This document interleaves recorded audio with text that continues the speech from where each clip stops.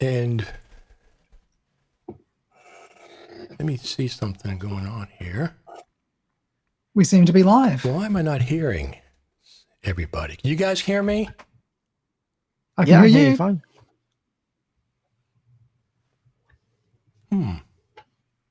Strange.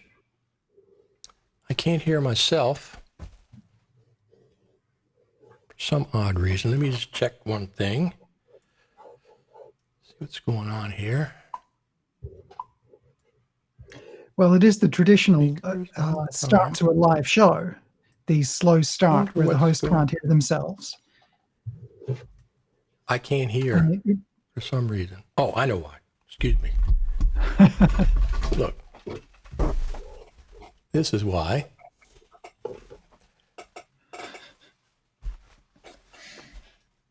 This is why. Cables. Yeah, it does help when you plug it in. There we go. I went up and got coffee, and I forgot to plug myself back in. I said, well, that was weird. We did a sound check, and everything was working fine. And then I come back, and wait a minute. Come on, you guys. Hey, everyone. Final Cut Pro Radio TV Live. Over here to my, is this my right or my left? Ian Anderson, all the way from Australia. Hello. And bottom left, Lee Herbert, also by coincidence from Australia. And right below me is Matt Goddard, also from Australia. How did I luck out and get 3 Aussies on the same podcast? Well, this technically isn't a podcast. Remarkable coincidence. Yeah. This technically isn't a podcast. People are saying that YouTube videos are podcasts, and they're not technically podcasts. Podcasts need an RSS feed, and they're usually mostly audio, right? Yeah. Look, podcasts used to maybe be video. I think I had a video podcast back around 2006, but nobody cared. Yeah, right. Podcasts are audio for a good reason.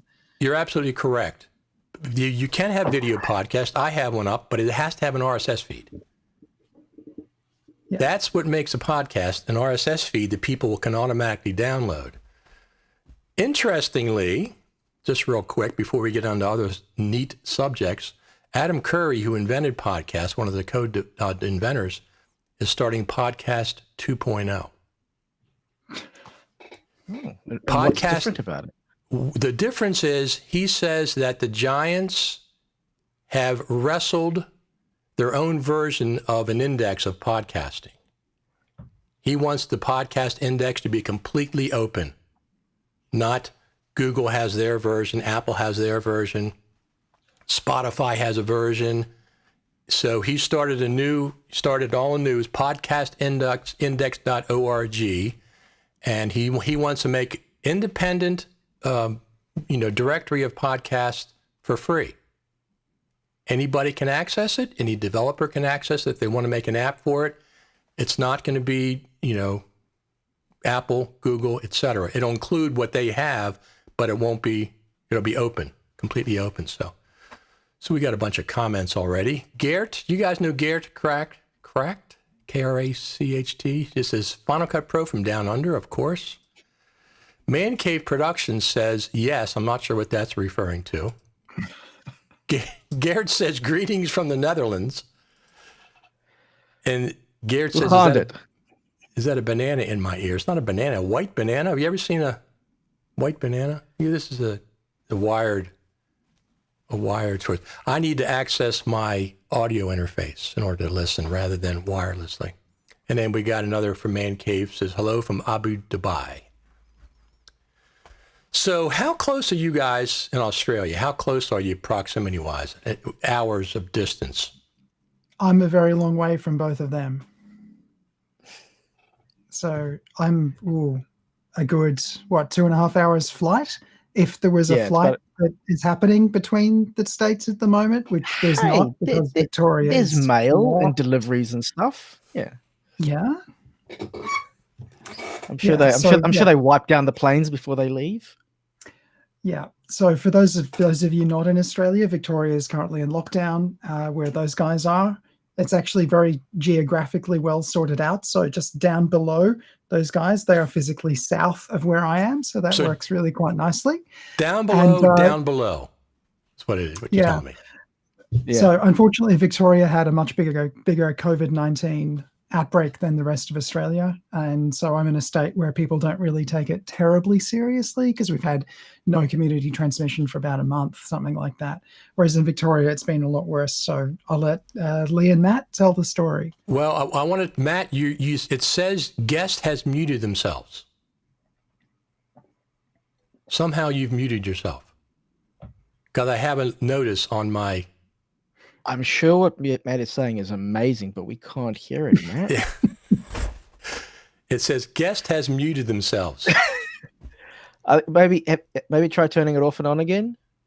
Maybe close the window, use the link, come back. Oh, Matt, by the way, use Chrome if you got. Oh, there you go. Okay. He came back. He'll come back. And so the interesting thing is, as you see our screen now, where Matt was, it says number 3. I can set up scenes with guests. And as you log on, I assign you to guest 1. You know, Ian was the first one, so he got guest 1. Lee was number 2, he got guest 2, and then Matt was number 3, so he got guest 3.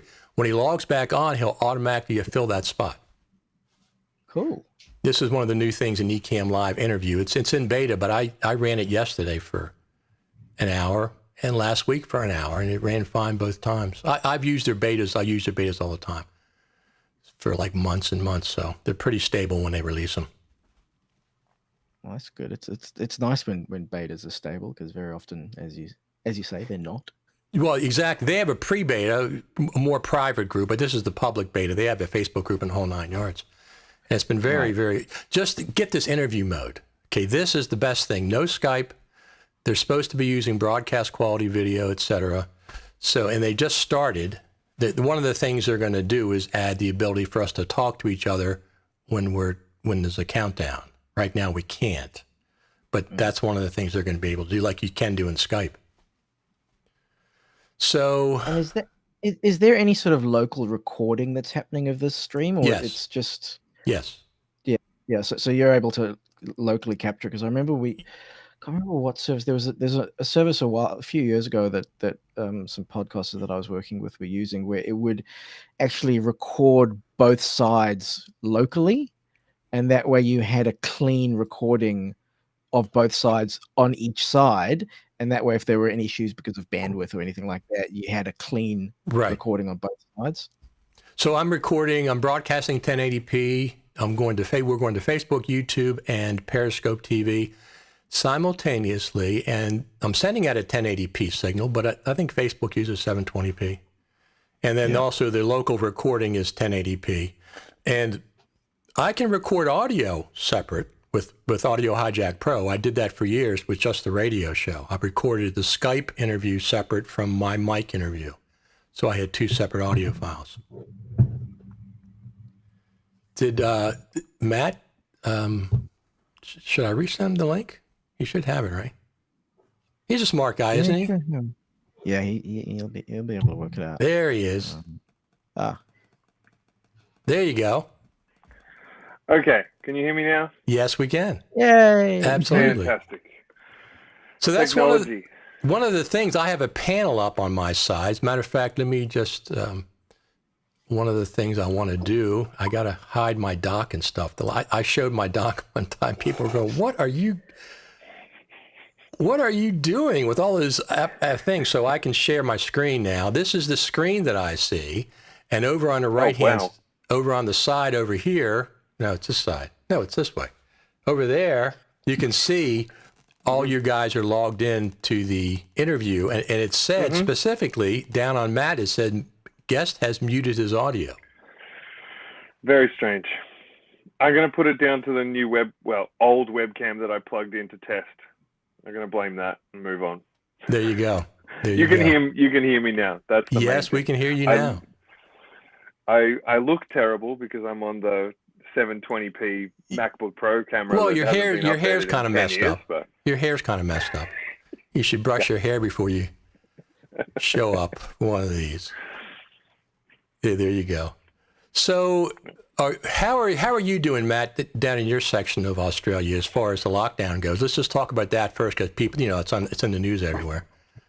Yeah, I mean, our lockdown is hopefully getting towards the end of it. We've got another couple of weeks before the current restrictions are supposed to end.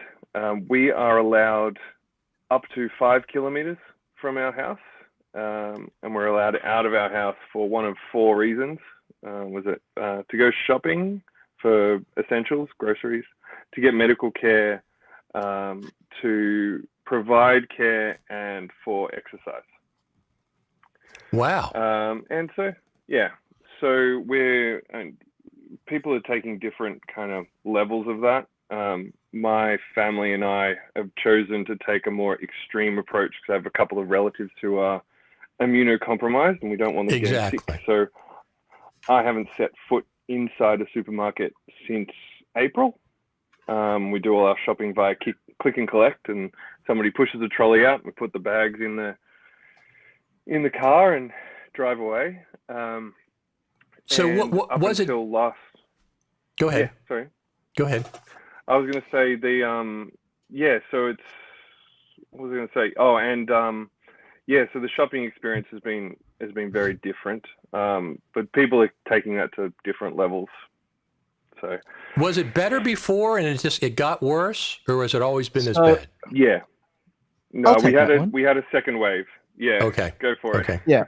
So we had the first wave that everyone had, and everything mostly opened up, and I could see right away that this was inevitable, really, because no one was taking it seriously. And what actually happened was there was a stuff up in quarantine, and the correct training, the correct equipment, all the correct things weren't done properly in quarantine of travelers who'd come back from overseas and were in their 2 weeks of quarantine.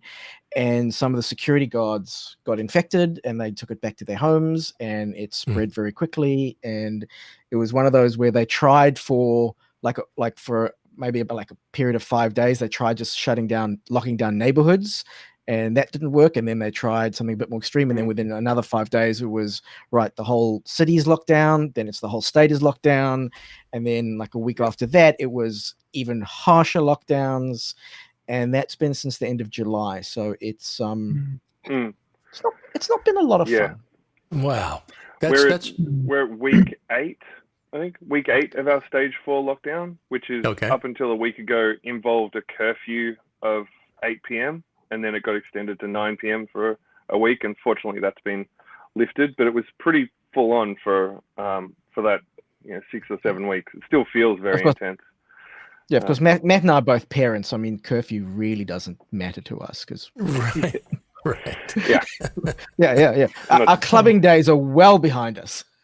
Yeah, exactly. I'm not doing anything after 8 o'clock anyway, but I'd like the option.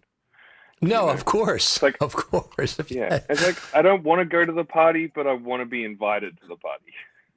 Absolutely. But what about people that work at night? They have an exemption, I guess? Mm-hmm. If it's permitted work. Yeah. So there were certain industries that were allowed to keep working, and anyone working in those industries had to carry a permit with them, so that even if you had to travel outside of the 5 kilometer zone and you were stopped by the police, you could prove that you were allowed to be out. Right. And if you were out after curfew, you could prove that you were going to or from your work. And for the most part, people have, the majority of people have stuck by that. Right. And then you have the crazy stories of, you hear people driving across town to get McDonald's for some reason. Right. That's bizarre. And then, it did seem to work.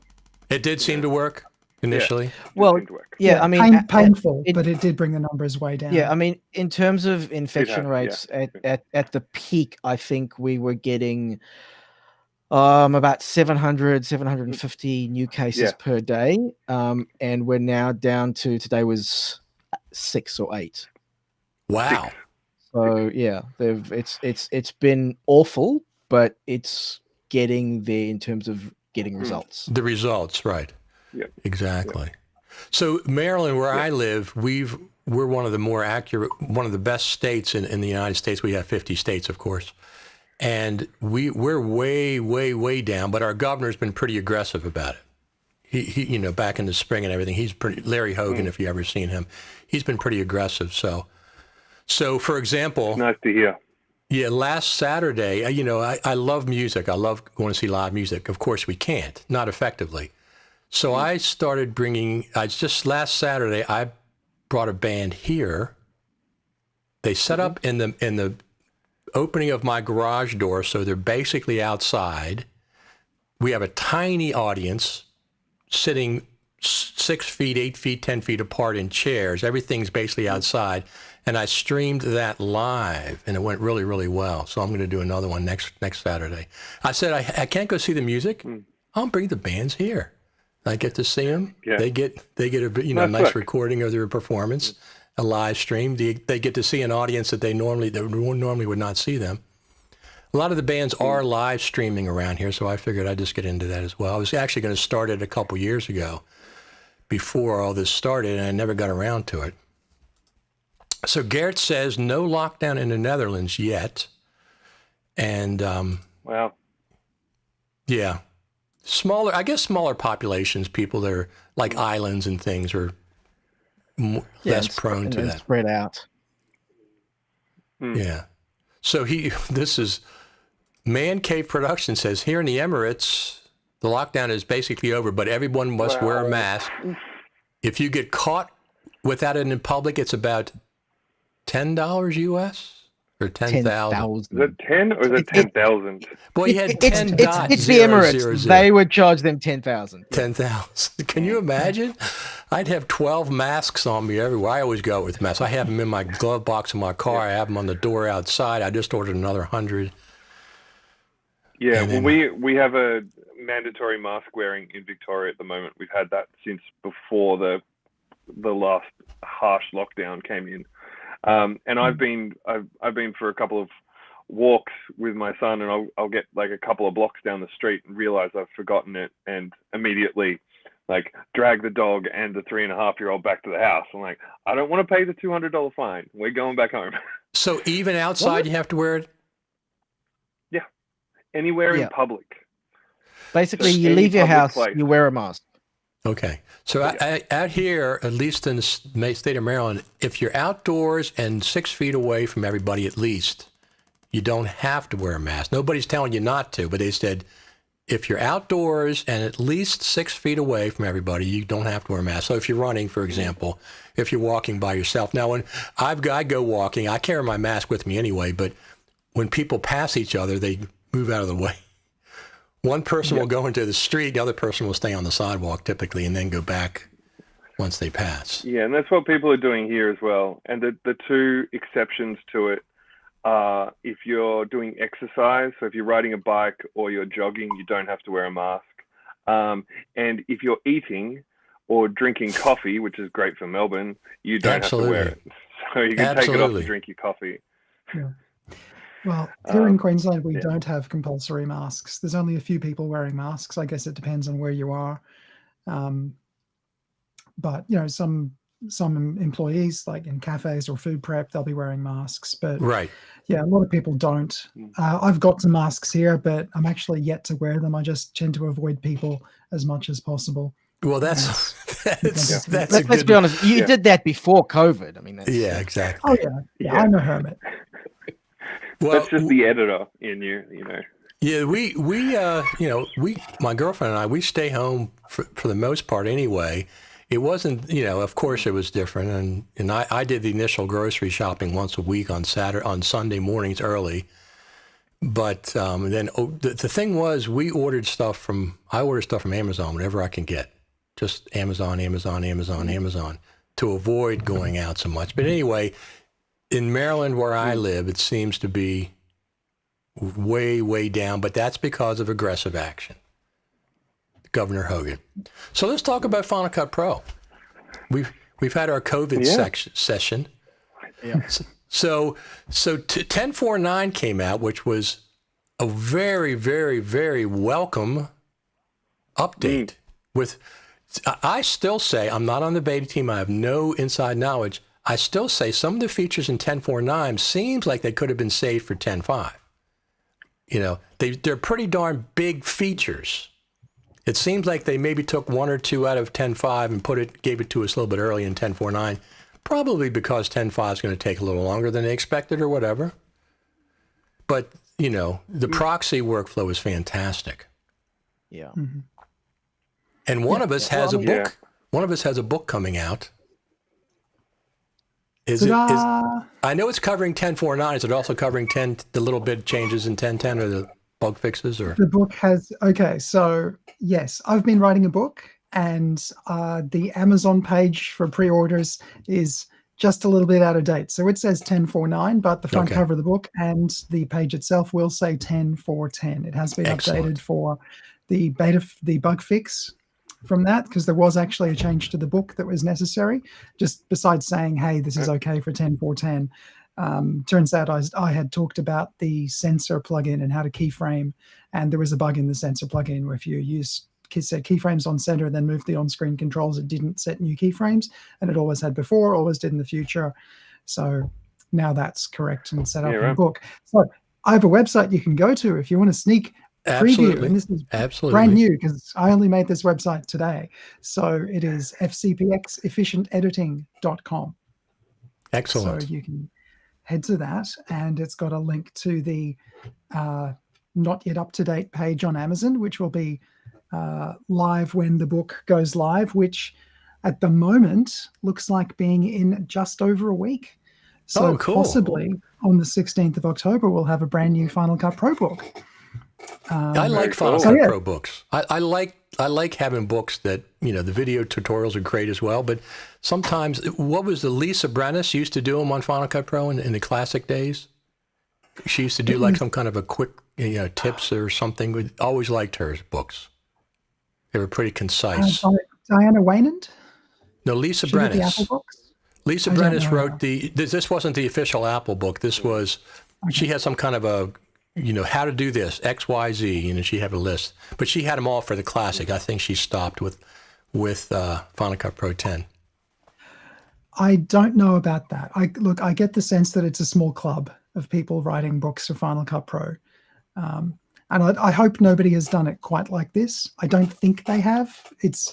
But it's organized into 3 parts. So the import and organize, the rough cut to fine cut, and then finishing and editing. This is all on the webpage. You can read it.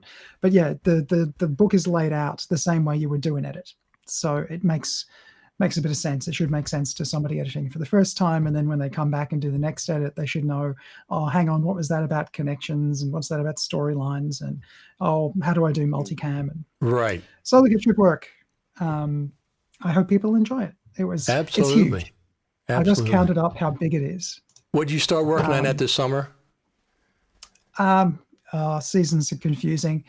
Near the start of the pandemic, back in March. Yeah, so 6 months ago. That's pretty quick still. Writing a book in 6 months is pretty quick. Yeah, so in terms of the pages, at whatever the page size is, it's over 700 pages. It's about 150,000 words. Wow. So it's a monster. It's quite a tome. Is that enough? Work. Is that enough words, Matt? Yes. 150,000? Should he add another 25? Yeah, just for good measure. You'll end up with an appendix for 10.5 that'll add another 25 to 30,000 words, right? You can bulk that up with some images. Yeah, there's plenty of images. Exactly. That's why it's 700 pages.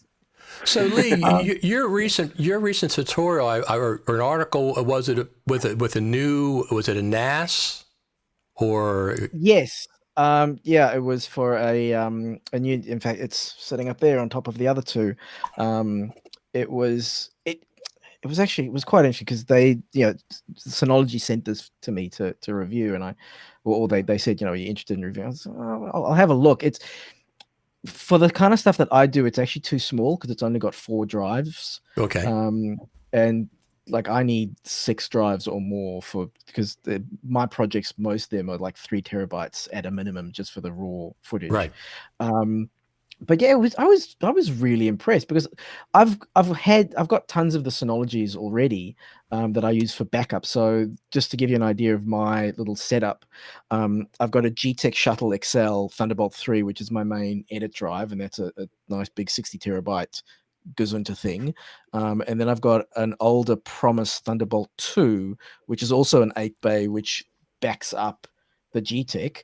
But then there's a third backup that then goes onto a Synology that's in the garage. So, and I've only ever used the Synologies for backups because they're connected via Ethernet, and I always thought, oh, well, they're not going to be fast enough to edit off of.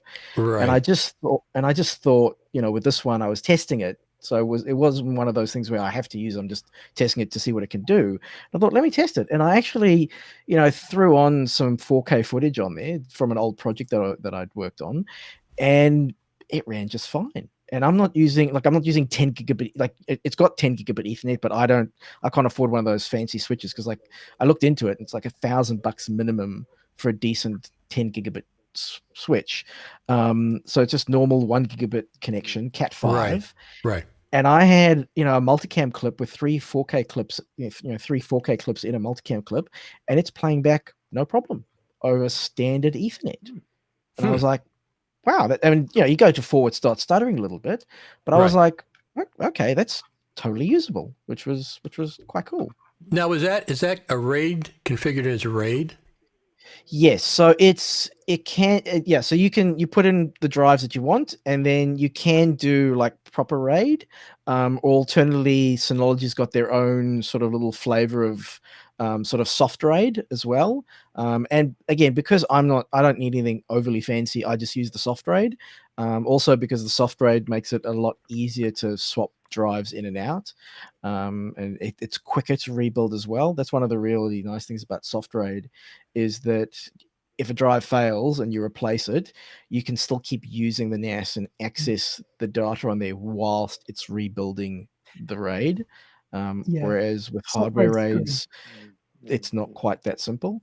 But there are, with everything, there's advantages and disadvantages. But, right. Is that risky to use it while it's rebuilding?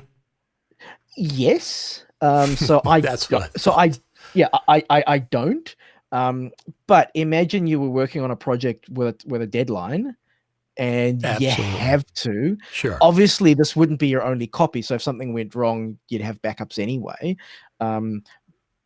But yeah, you're right. In theory, it's one of those things that's nice to have in theory, but in reality, very rarely would you do that because it's inviting challenges. I think probably the best thing about soft RAID is if you do need to rebuild something, you don't have to use the same match drive. So if you have like a hardware RAID, you need to have a spare drive of the same type that you bought in case one of the others ever fails, because you may not be able to even purchase that particular match drive anymore. But with soft RAID, it's just anything you like. Any brand, whatever, even if, so I've got 2 Thunderbolt RAIDs here from OWC, and if either of the enclosures was to fail, I could get some docks or some bare, SATA to USB connectors and just plug the drives up, and it would still mount properly as soft RAID. And because they've got effectively a light version of the plugin built into Mac OS, I could do that on any Mac. Okay. So that's pretty useful. I remember when I first did a RAID 5 years ago, and I think one of the drives went bad, and I'm praying for 48 hours while it's rebuilding that no other hiccup happens. Like my electricity blinks on and off for a second. It's just like, okay, while it's rebuilding, everything is in a precarious state with a RAID 5. I think a RAID 6, you still have an extra drive. But now I have 2 RAIDs. I have a G-Tech RAID 5, and I have a Promise RAID 5. Both of them are Thunderbolt 2. They're backed up twice. Everything on them is backed up twice on single 8 terabyte drives. Yeah. And I've got that same local backup system as well, but I barely use it. Sorry, Lee. Because I've gone to Backblaze, so my RAIDs are backed up automatically online. And these days, I've gone backwards. So I actually use this for my main working drives at the moment. Oh, this is the just old a 2 ones, terabyte right? SSD. This is an ancient case and a modern 2 terabyte cheap SATA SSD. So this is like $300 Australian for 2 terabytes. And it's nowhere near as fast as like a modern NVMe SSD connected by Thunderbolt 3. But that only really affects you when you're actually copying stuff on and off. And it's still about the same speed as a RAID, but far faster, far cheaper and quieter. So on my current stuff, I can put on one of those, use the RAIDs for backup. Sorry, Lee, I'll let you get back to your giant drives, 60 terabytes. Yeah. Oh, my average job is 2-3 terabytes at least. Thank you. Thank you for making me feel inadequately. That's great. You just need a bigger camera, mate. I don't want a bigger camera. My clients would not care less about a bigger camera. It's Hey, I perfectly need you for okay. that I'm job fine. next month. I'm your client. Get a bigger camera. There you go. How much does your camera weigh? That's what the client's going to say. We need a 25-pound camera or better. Well, no, the key is always put a big matte box on the front. That always impresses them. Exactly. And a nice audio attachment with a bunch of XLR mics. Yeah, lots of cables. You could have an iPhone in there. You put a matte box on it, they'll still think it's fancy and expensive. Yes, that does work. Yeah. Don't worry, Lee. For Hey, this look, job, just- I'll bring the microphones and the little screens, and it'll work fine. Look, just be happy that you're not just being delivered for a remote editing job. You're not being delivered a USB 2 hard drive and then a 24-hour deadline for your edit. You had that, Matt? Oh, you had that recently? Yeah. Well, not recently. This was probably about a year ago. Okay. I got handed a drive and said, we need to get all of this stuff off here, and that's all your footage, and we need it by the end of today. And I was like, well, it's going to take longer. I can tell you that I'm going to be here at the end of the day still waiting for this to copy. So what do you want to do? Right. And put it on to copy, came back the next day. Right. I had the same thing happened. I worked at the National Archives. And right at the beginning, when we first started streaming to YouTube, we had what we would do. We'd do a live event in the theater, and we'd tape that multicam, and then we'd edit that down and put it up to YouTube before we were streaming live. Well, there was one event the archivist wanted it up on YouTube that day, and his assistant said, the archivist wants this up today. And I said, that's fine. If the archivist can change the laws of physics, it'll be up today. Otherwise, it's going to be up tomorrow. So tell him if he wants to change the laws of physics, we'll get it up. Otherwise, it ain't going to happen. And of course, it didn't happen. That was back a long time ago. Yeah, my one is for those who haven't seen me, I'm all of 5'0", and when someone gives me an impossible task like that, I'm like, well, I'm glad you want that, but I want to be 6'2". We all want stuff we're not going to get. That's a good line. That's a very good line. Yep. I like that. So we have one of the things that's coming up, Final Cut Pro wise. Listen, keeping Final Cut Pro in the news or on the air over the summer was torture. Right? There was like nothing going on. Nothing. I mean, as far as the public knows, of course they were working on, stuff. But I mean, so one of the things I promised myself when I started the Final Cut Pro Radio podcast is I'm not going to stop over the summer. I'm going to go find things to talk about, bring on guests, just keep it going because everybody drops off in the summertime. They don't come around. So this year was no different. It was just, one thing after the other. No information until finally the end of August. Now, correct me if I'm wrong, we've never had a major feature update released in August before for Final Cut Pro 10. Not as far as I'm aware. So once again, Apple is doing unpredictable things. You cannot predict those people. It has been an unpredictable year. Yes. Yeah, I think this year gets a pass in terms of anything goes, and I suppose it. I mean, if you look at what Apple's done this year in terms of their events and their announcements, you look at, for example, the watch announcement, and they've just announced, I think on the 16th of October, there's a new announcement. We're all expecting 13th. Phones. 13th. Thank you. So on the 13th of October, it's new phones, we assume, and because they're not constrained. In fact, let's not even talk about Apple, but for example, camera manufacturers, they've all had to rush like crazy to announce something at NAB or IBC or Photo Expo or whatever. And whereas now, because a lot of those events are not happening, people are just announcing stuff when it's ready, which I actually think is a really good thing for the consumers and the users. So I think it would have been a situation where the Final Cut team had gotten to a point where they were like, okay, we've been working on the stuff. It's ready. There's nothing in particular that we need to wait for. Let's just push it out. Look, yeah, maybe. I think they're still planning, but all their look, this is all hypothetical, but I think Sure, Apple has their plan for the next couple of months sorted. So we know there's a ton of stuff coming, and so we just had iPads and watches. So Right. probably they're cool, but probably for most of us they're the least exciting thing. Right. The phones coming next, and the rumors say it's just phones, no Apple Silicon Macs just yet. Could be AirTags, could be AirPods Studio, which are like the over-ear versions of these things. Right, the Pro version, the Studio version, right? Yeah, which is all fine and good, and I'd like that, but I still need to have a hardware thing I can plug into a camera. So I won't be buying those big things because I can't use them in production. They're only good for plugging into an Apple device. Good for watching a movie, no good for playing games on my PS4. So kind of unuseful, which is a bummer. But then we've got the next one in November. If they have one in November, and this is my kind of cunning theory, because we know the Global Virtual Summit is coming up in November. Exactly. We're going to talk about that. If we're going to have an Apple thing, maybe Apple is going to do something with Apple Silicon with a nice final cut. Hey, look at this on Apple Silicon reveal. I mean, having just written a book, I kind of hope there's no new features that I need to write about and update the book again. That's going to be a fun adventure every time there's a new thing. It's like, Ian, you should have just done a video course. The video courses have exactly the same issue, Lee, as you know. And every time there's a new update, it's like, okay, do I need to do a what's new course, or is this now so substantially different I need to re-record hours worth of training? It's funny about re-recording hours of training, because I have a course that I was developing that was almost ready when 10.4.9 came out. And I redid the whole thing.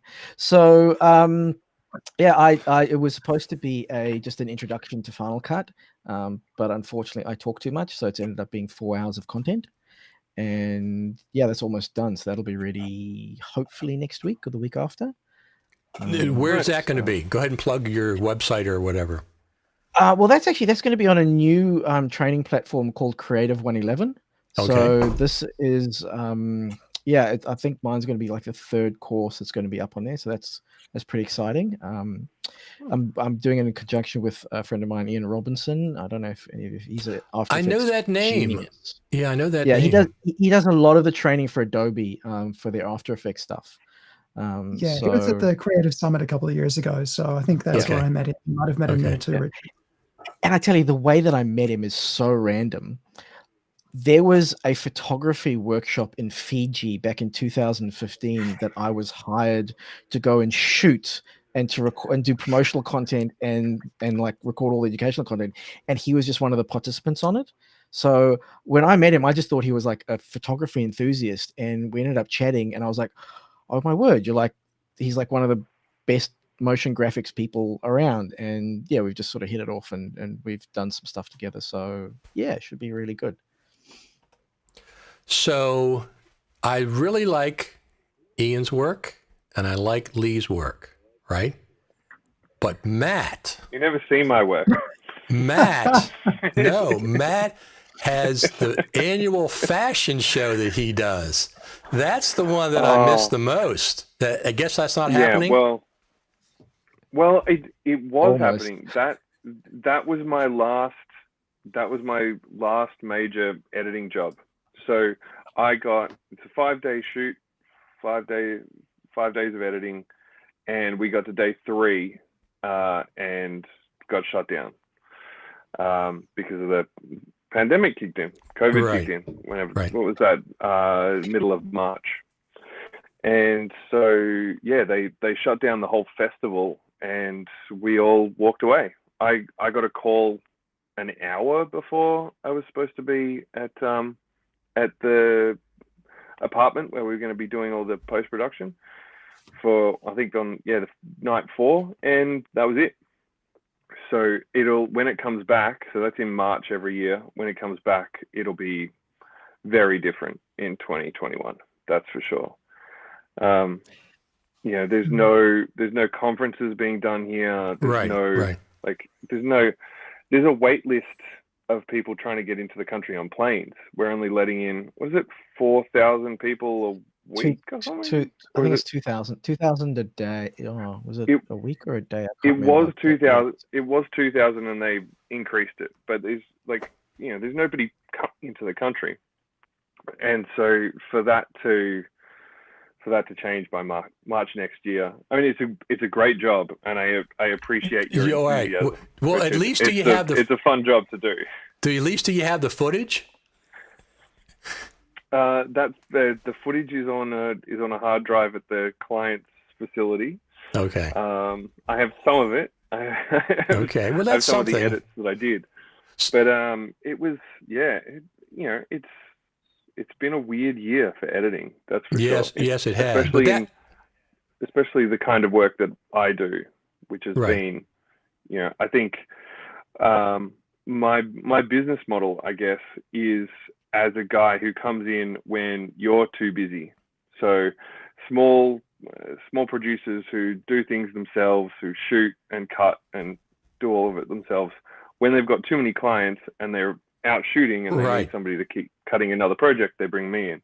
I see. And this year they've just had to do it all themselves. And Netflix was filming a lot of stuff in Australia for years, and I guess that's all shut down pretty much. So the production here is from small scale to large scale. It's all just stopped. Yeah. So Netflix has a big show that was, I think, 2 weeks from finishing when they got shut down, and they are starting back up again in November to finish that couple of weeks. I think there were probably maybe 9 or 10 shows all shooting at the time when we got shut down, and they're all trying to get back up now in Victoria. Shoots that were supposed to happen in Victoria have gone to New South Wales and to Queensland, because they don't have the same restrictions. So there is a little bit of light at the end of the tunnel now that the numbers are so low. So people are starting to get back into pre-production, but all the guilds and the committees are sort of getting together and trying to work out the regulations. If we've got a COVID safe plan and we all know what we're doing, then we need to be able to shoot. But TV commercials has been the big one that has not been allowed to start up again. And there's, I think when we had the restrictions start to ease and they were allowed, so TV production became a permissible industry again, but only if you had been shooting before. So if you were halfway through a shoot and you got shut down, you could start again. I see. And if you already had secured funding from some of the funding groups like Film Victoria, you were allowed to keep going with the pre-production. But any new shoots, whether that's Lee with one of his clients, one-on-one in a garage, or whether it's 500 people in a film, if you hadn't started anything yet, you weren't allowed to start. What about television? Is television going on? Yeah, I mean, if you were already shooting, then you could keep going. I mean, like live television, news and stuff. Are they in the studio? Yeah, that's all still going. That's all going. Absolutely. Although they're obviously trying to keep. I mean, that like live TV is still going, but they're like trying to keep reporters at home wherever possible. Okay. So they'll like for example, the morning thing that I watch, like the news reporter like the weather guy comes in, but the sports guy reports from home, things like that. So wherever they can, they're having people work from home. Interestingly enough, it's funny you mentioned my garage, Matt, because I actually had a shoot plan. So I've got a little studio set up in my garage, just usual backdrops and some lights and things like that. So for like little small jobs where there isn't budget for studios or whatever, I'll bring people in. And I had a shoot planned during the second lockdown, but before it got super lockdown. And I'd worked with big corporate clients, and they basically what it was that they've got a big event that they're not going to, but they're recording people recording their presentations and then sending those recordings, and they needed to film someone here in Victoria. So I said, cool, no worries. I've got my garage. I worked with a safety officer to create a COVID safe plan. And we had, procedures in place and all the equipment in place and all that sort of stuff, leave it open. So there's ventilation, hand sanitizer, masks, Sure. distances, all that kind of stuff. We'd gotten it cleared with the legal team from the client because it's this type of client, they've got a very big legal team and they're very concerned about doing everything properly. Right. And we'd gotten a work permit, everything was approved, and then this was on the Wednesday, I think we got everything approved, and the new lockdown laws came in Wednesday night. The shoot was on the Monday, and the next day they had revised the rules, and the section that we had applied for the work permit under was no longer there. And so we couldn't go ahead with the shoot. But what we ended up doing, and I've ended up doing this with quite a few clients now actually, is what I'm calling a studio in a box, where what we would do is I get the lights, the light stands, the camera, the tripods, all that kind of stuff. I pack it into a few Pelican cases. We then courier it over to the client. We've done it with even with one of those teleprompters that uses an iPad. And then I spend about 2, sometimes 3 hours with the client on FaceTime, talking them through how to set up the lights and the camera and making sure that everybody looks and sounds right. They then shoot it themselves. They courier it all back to me, and then I put it together. And so I will say obviously it's not as good as if I could actually go there and do it myself. Right. But right. it's definitely turned out better than I expected.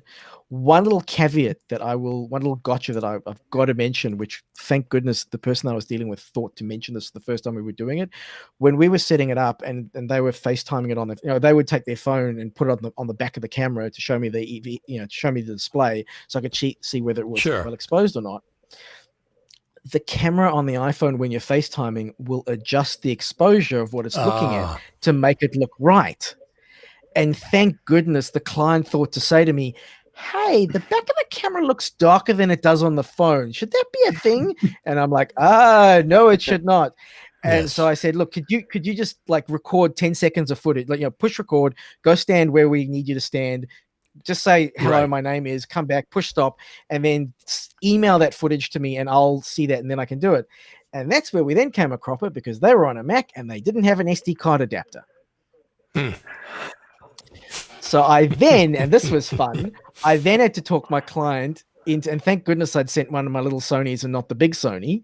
I then had to talk my client through connecting their phone to the camera via Wi-Fi and transferring the 4K, I think it was about 1 gig file from the camera to their phone over Wi-Fi and then email that to me.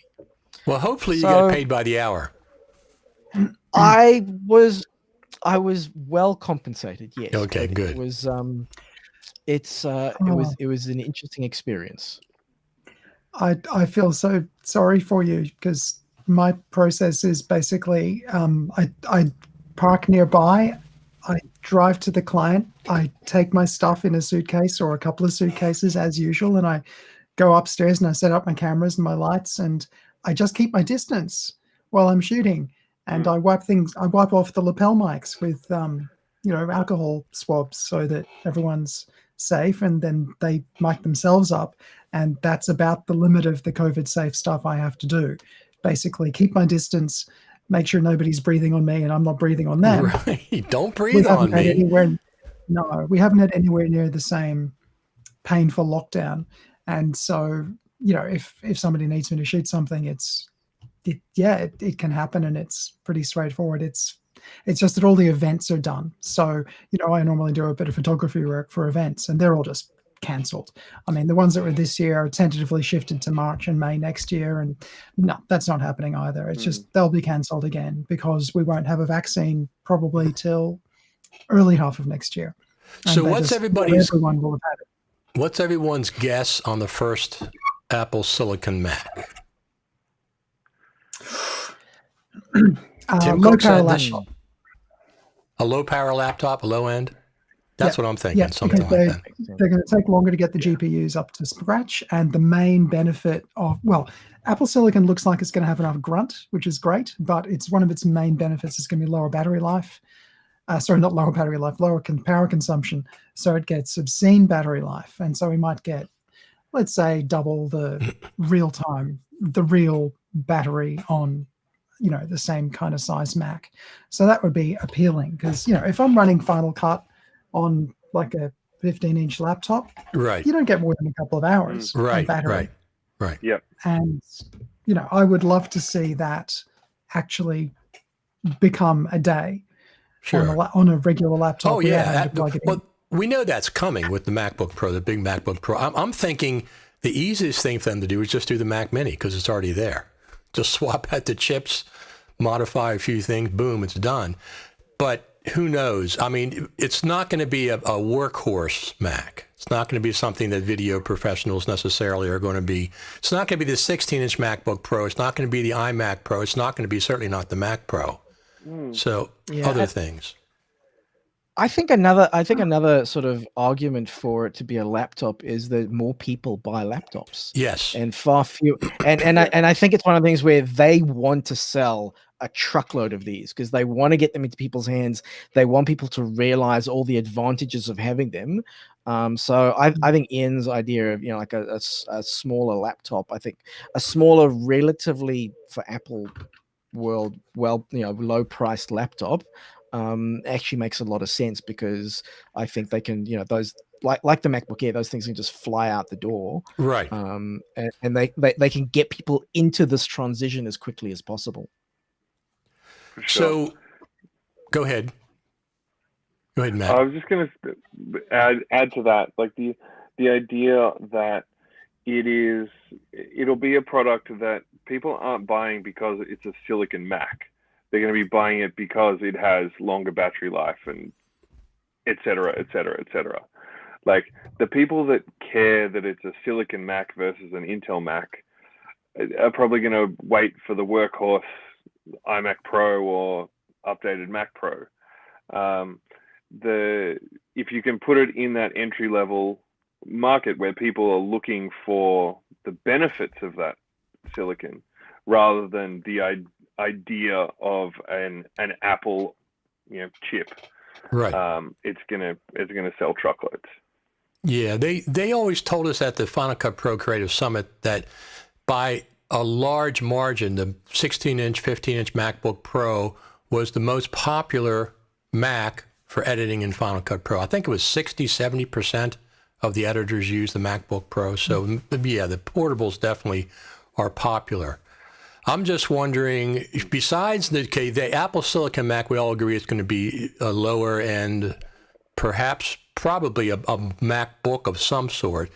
What about the next Intel machine? Because Tim Cook said specifically, we have some Intels, plural, in the pipeline that we're really excited about. They introduced the iMac. What's the next Intel shooter drop? And I'll give you, I went on Twitter with that question and somebody said there's not going to be any more. And I said, first off, Apple's very careful with their wording. There's no way that Tim Cook said Intels when he meant a single Intel. And the person said, no, Steve Jobs did the exact same thing back in 2005 when he introduced the Intel version. Well, I went back. I got the transcript for Steve Jobs' script. He introduced 4 PowerPC Macs from WWDC to December of that year. Not 1, not 2, but 4 Intel PowerPC Macs. So we probably have at least one more Intel coming. It could be the iMac Pro. What else would it be? I think the iMac Pro is the would be only one good. that makes sense, really. Yeah. Yeah. Sorry, go for it, Matt. No, I'm saying the same thing. It's the iMac Pro. 2017 was the last time it had any update. Oh, really? So that's a long time. Yeah. It's really the one piece of their puzzle that is prime for for that kind of update, and then the people that are going to buy that are then going to get a couple more years. That's for the folks that they want the power, they want the updated power, but they don't want to be the early adopters of silicon just in case. Yeah, they want to wait and see how it goes in the lower end laptops and whatever. So that there's been some people reading. Yeah, there's been people reading the tea leaves on YouTube. So if you look at the Max Yuryev's second channel called Max Tech, and a guy called Luke Miani, they've been basically extrapolating all the benchmarks which have been released already. And so if you take a look at the numbers of, what Apple have said with the A14 chip and the new iPad Air, and then you convert that to the A14X or Z or Z, and you do the standard multiplier, which they've done with the Pro chips in the past, and then you imagine what they're going to do when they make the Mac version of those chips. And then you look at the Metal benchmarks, which are out as well for all of this. Metal too, right. Yeah, so the prediction for all of that is that basically they're in line to do an entry-level kind of Mac with the Metal power roughly of the 5300 chip that's in the entry-level iMac. And that's conservatively, they could do that this year. And so that's great if they want to basically replace any of the laptops. They could do that. If the numbers are correct, they could replace or exceed any of the current Intel laptops in terms of current CPU grunt and GPU grunt. They wouldn't be able to touch the top-end GPUs, and they wouldn't be able to do the desktop class GPUs, but next year for sure. It just needs a few more cores, a next generation of chip, and suddenly we're getting a whole lot faster. I've got a 2017 iMac right here, which I would love to replace. It's going to be good. I would like to keep some old school emulation going. I want VMware or Parallels to, make a version which will run older macOS apps, even some old 32-bit apps in some kind of emulation, because right now that's just not possible. I can run 32-bit apps. You just need, Mojave or earlier in a VM and it works fine. But, not if it's on a different architecture. Right, so right. I want to be able to keep all that stuff going, because at some point in the future, I don't want to have to keep a really old Mac alive. Right. Although I use mine all the time. Mac dies. Yeah, but the last one's going to die at some point, Richard. No, I know. I have an old, the 1 inch thick, one of the first MacBook Pros. It's about an inch thick. I still have it. What did I use it? Oh, I used it for something. Oh, I know what it was. My audio interfaces that I have for portability, I have a small rack, and I can record 18 discrete channels of audio in 24-bit.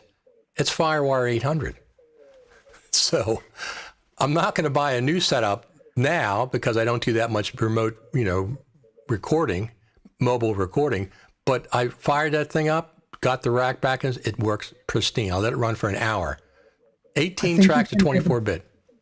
You can get a Thunderbolt dock, which has a FireWire 800 thing on it. Plus, you can get adapters if you really want to. So that old Mac can go out to pasture, Richard. Why not? It works.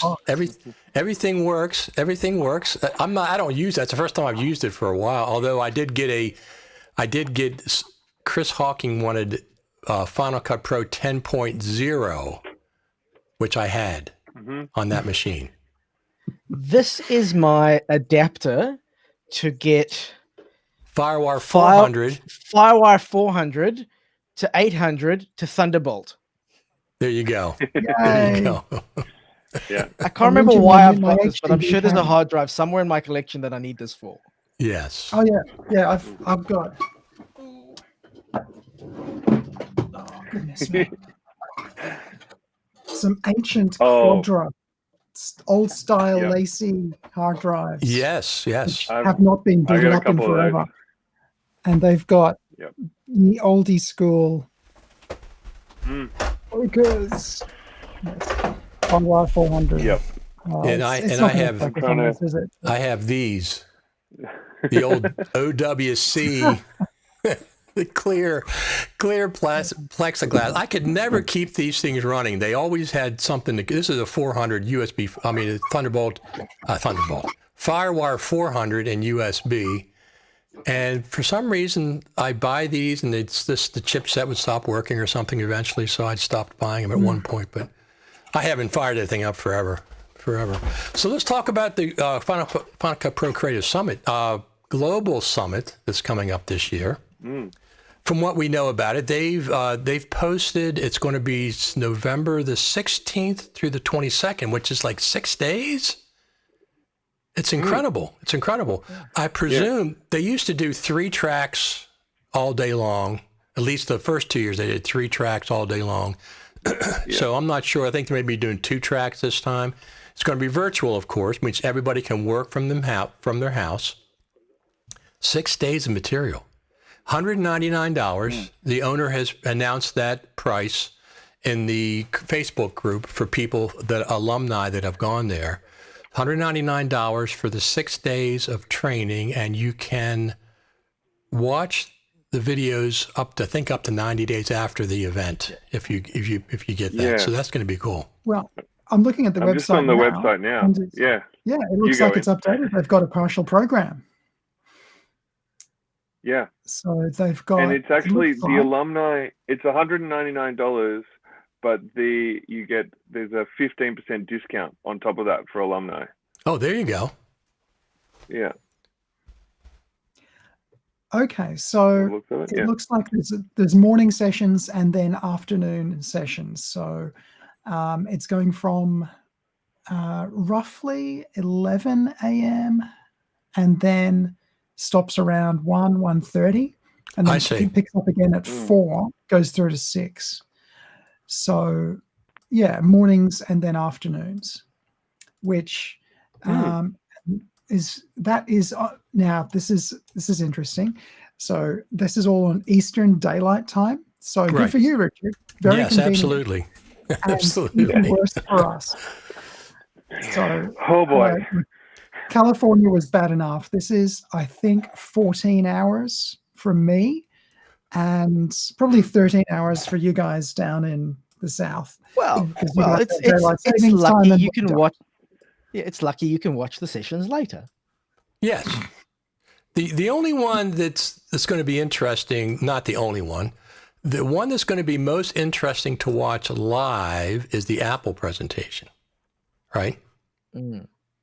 That's the one that I'm really interested in seeing live. I will be watching, of course, everybody's presentations as they go. I am a media sponsor for the Creative Summit. I have been. This is my 5th year, I think. 5th year? Yeah, something like that. So that's exciting because that's a lot of training in 1 week. And it gives us Final Cut Pro news, hopefully from the Apple people. I don't think they're just going to come on and say, hey, 10.4.10 was released, but they might. They might. But they usually have something special. Maybe they'll show us maybe the Apple Silicon will be out then or around then, and they'll show us some, version of Final Cut on that, what the difference is. How much of a difference do you think there's going to be between the Intel version of Final Cut and the Apple Silicon initially?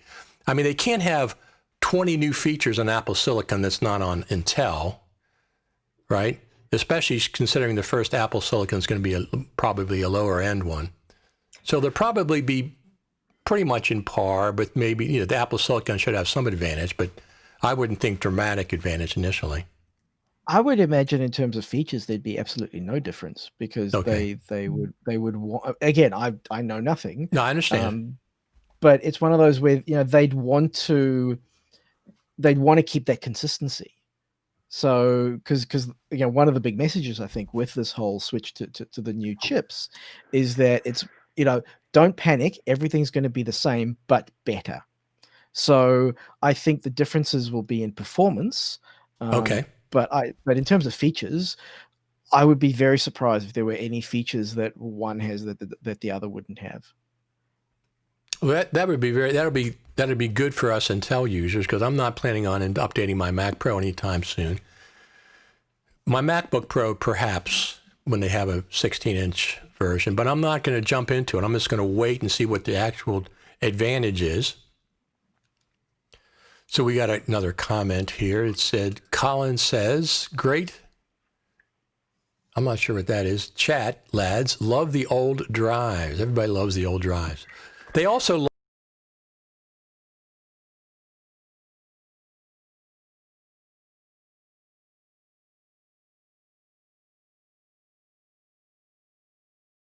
every time I show the desk and this rotary phone, people always like that. It actually dials.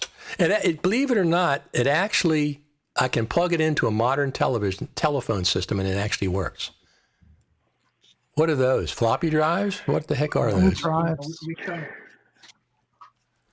Old SATA drive, an old little Samsung T1. See, what do you have to show, Matt? You Do you want want to see old drives? Do you want to see old phones? This is what It's actually got dust on it. looks like, everyone. This is an iPhone 5X. Now just imagine it's larger. Wow. There you go. And that's what the new phones will look like. to? Oh wait, hang on. We're getting phones. Oh, I've got my This is Yeah, the and entire it'll be a bag of 4S. obsolete cables. There you go. No, this is new Wait, phones. here is my This Newton. should all just go in the bin. Wow. So you guys are just like me then. I thought I was the only one that collected this stuff and didn't throw any stuff away. I have my first Mac, I was probably, I didn't get involved with Macs, with computers. I didn't even touch a computer until like the late 90s because my recording studio was all reel-to-reel decks controlled by a MIDI controller. And then in the late 90s, I got a Power Mac G3, a beige one, not even a tower, the horizontal, typical beige. Oh, yeah. one. And I still have it. Yeah. I haven't thrown it away. I don't know why I can't throw it away for some reason. You talk about not throwing away things. So look at this Oh, iPhone. yeah, I got one of those. Yeah, but look what's left of the front. Oh, it just comes apart. Is that the original iPhone? Okay. So I have a question. Did any of you guys ever own one of the Apple clone machines back in Yes. that period where Apple Before my allowed? time. Yeah. So I did my not. family Macintosh had something. one of those. Yeah. Okay, I can. Those I were the can top computers that I grew up on. Yeah. Although Not only did there I is my have a cube Power up there. Macintosh. Yeah. Yeah. Kids. So And- not only did I have a Power Macintosh Apple Mac clone, but my first computer was an Apple II clone called the Wow. Dick Smith Oh, wow. Hat, which was an Australian-only Apple II clone. It wasn't exactly the same. It was a bit different. I'm sure it was some rebadge thing that they brought. Right. But yeah, it had a couple of extra things, but not every basic program you typed in would actually work. Most of Right. them did, but there were subtle differences. That was And pre-Steve Jobs. He stopped It that. was. He stopped that when he came Yeah, he back. did. Yeah. Yeah. Was Yes, it he did. before him? Was it Gil Emilio, the CEO, before he came back? Wasn't it?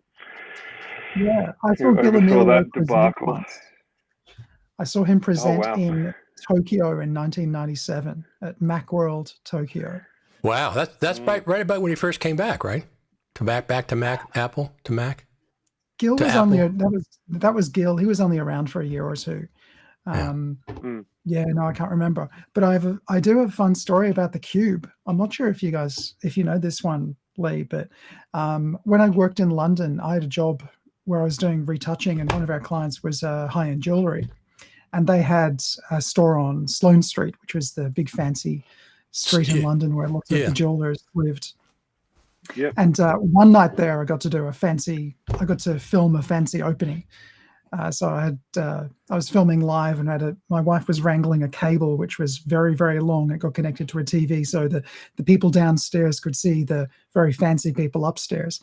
Anyway, for that same client, one weekend I got flown to Geneva to their flagship store, where the computer, which was playing an animation I'd made in their shop window, was not working properly, and they didn't know why. So they flew me out there with my colleague to figure it out. And it was a cube, which they put on its front. And cubes don't have fans. They need to stand up for airflow. Right, So right. The entirety of this trip to Geneva was me turning the cube upright and then it not crashing anymore. It was the Hey, you got a best trip to Geneva out of it. best free weekend to Geneva. Yes, thank you, Steve, for not putting a fan in the G4 Cube. I love the G4 Cube. I didn't get one because it didn't have enough power for me at the time, comparable, but I love the design of it. I absolutely loved it. Speaking of that, what is that camera you got behind your shoulder, Lee, in the background? What is that? This,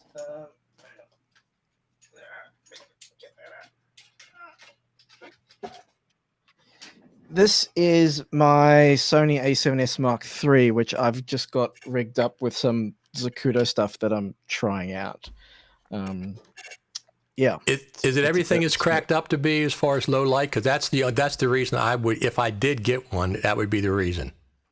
Absolutely. I mean, look, the Mark II was, it could A see beast. in the dark. Yeah, exactly. And they've definitely maintained that. And I think what they've done with this camera is so good because they haven't tried to be fancy.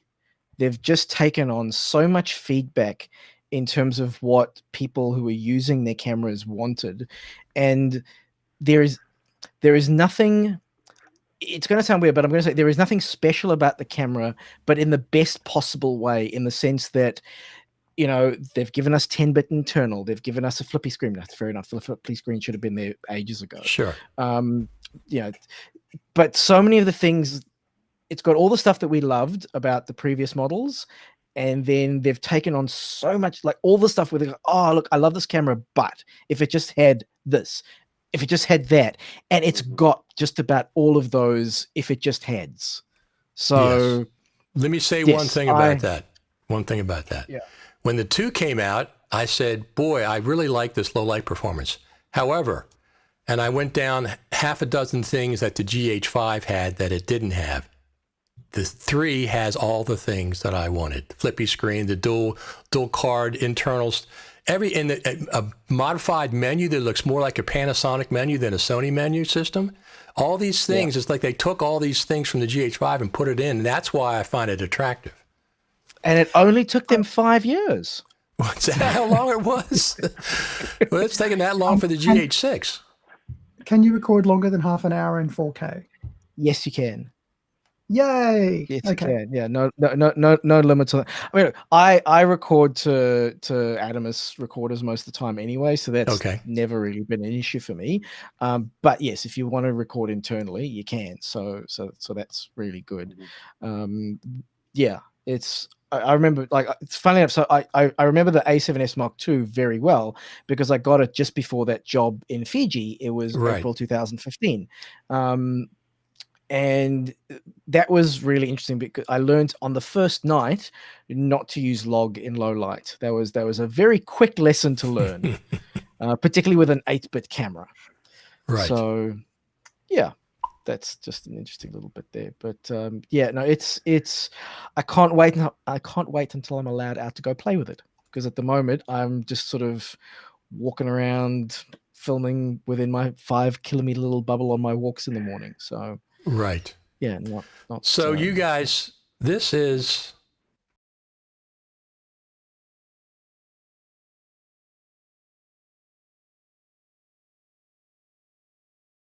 hard cam up, but that disappeared and the camera must have went bad. Just Richard, just to let you know, when you switch to that top angle, we lose your audio. I think we are muted as well. Everyone gets muted. Yeah. Yeah. Everyone gets muted. So that's my fault because what I do in this is Ecamm Live. This is a new interview version, which is a fantastic piece of software. For example, when you guys logged in, it made you put your name in. That's what I'm using for your lower thirds. If you misspell your name, that's on you. I can change it, but I don't have to do it. I just click them on and they're all right there. So yeah, this version of Ecamm Live, you set up scenes. Like I have placeholders for guests 1, 2, 3, and 4, and then myself, and I set up their blank scenes. And then as you log on, I assign each person one of the guest places. But also you set up audio in each scene. And some of the scenes I had audio muted, so that's on me. So the I Creative see Summit, using the Oh no, go ahead, Richard. No, you're fine. the Creative Summit's the next big thing coming up from Final Cut, as far as we know. Now, I have a question. Since we had 10.4.10 come out, right? That's an unusual. That's the first time that Final Cut Pro numbers have gone double digits at the third decimal point. Yeah. Does that mean the next update's going to be 10.4.11 or 10.5? Because we have Nobody knows, 10.11, Richard. 10.12, 10.13, 10.14. There's no Nobody stopping knows. at this point, right? An update by any No. other name would be just as lovely. Well, 10.4.9 was a great update. Yeah.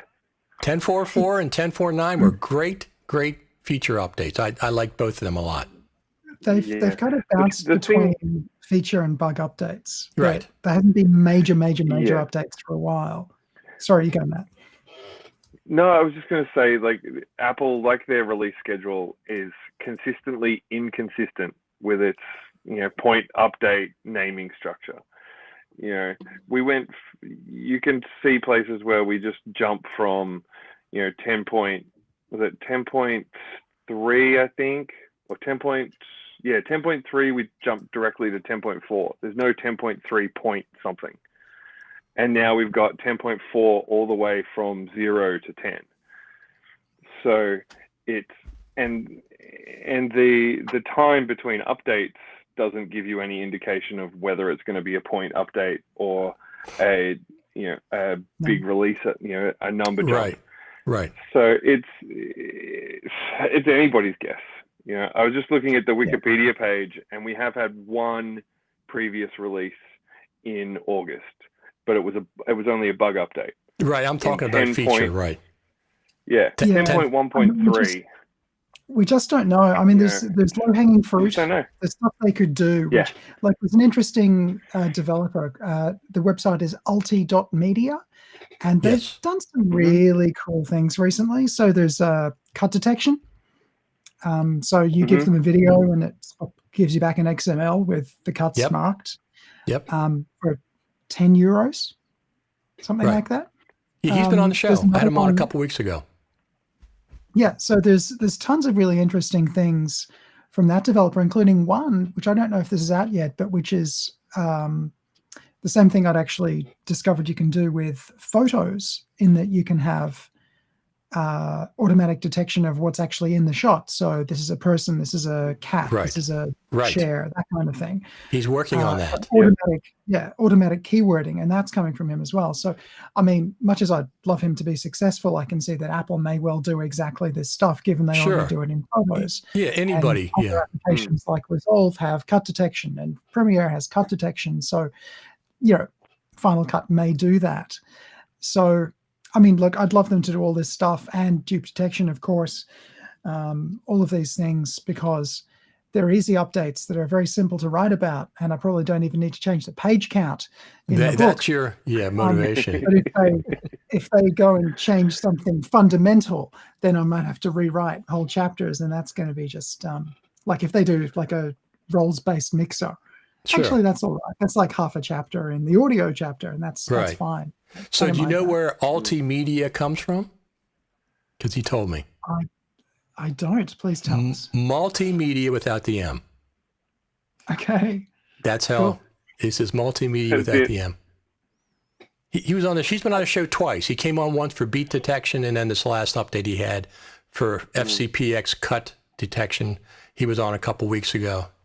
And then on that show, Ian, he said he got inspiration for this new thing from when he saw you on the show last time. Hey! Oh my So- God, this is just cyclical now. Okay, Yeah. so hang on. Anything I mention now can become a real product? Is that what you're telling me? Yes. Yes. You already said dupe detection, so Dupe detection. Yeah, you only get one wish. You already said dupe detection. So speaking of dupe detection, our friend Sean Lander, Mr. Dupe Detection, he hasn't been working on Final Cut for a long time. He's working on this, I guess, Avid. He's been saying so, and it's because of the work. That's where the work is. And do you think he'll come back to the fold if we get dupe detection, or is it too late for him? Is he already gone? It's not his choice. Well, I think very often it's more the clients dictating what Yeah. requirements he has. So I don't think. Right. Yeah. No, I I'm sure understand. I'm sure he'd be using Final Cut if he could. Yeah. And Yeah. when we I were think- go ahead. I'm just saying, I think we're at a whole new stage where once people finally they figure out, what the new proxy workflow actually lets them do. All you need is for the shooter to be able to build a library, create proxies, and send it out. And suddenly you've got a world full of editors. And so there's a whole lot of unemployed Melbourne editors who can't leave the house. So please send them work. They need work. If you're somewhere outside of Melbourne, won't you think of the Melbourne FCPX editors just waiting to take your call? So, that would be I feel great. like I need to let a tear go and be in black and white for that voiceover to really work. Well, not only the editors, but the people that need video production. I mean, they've got to, that's the video is taking over the world. It seems like, with all the TikToks and YouTube, and I mean, I remember when Google bought TikTok. YouTube. No, I don't do that. Evil. Yeah. No, TikTok is evil. It's almost anti-video. It's entirely. I'm not disagreeing with you. I'm not disagreeing with you.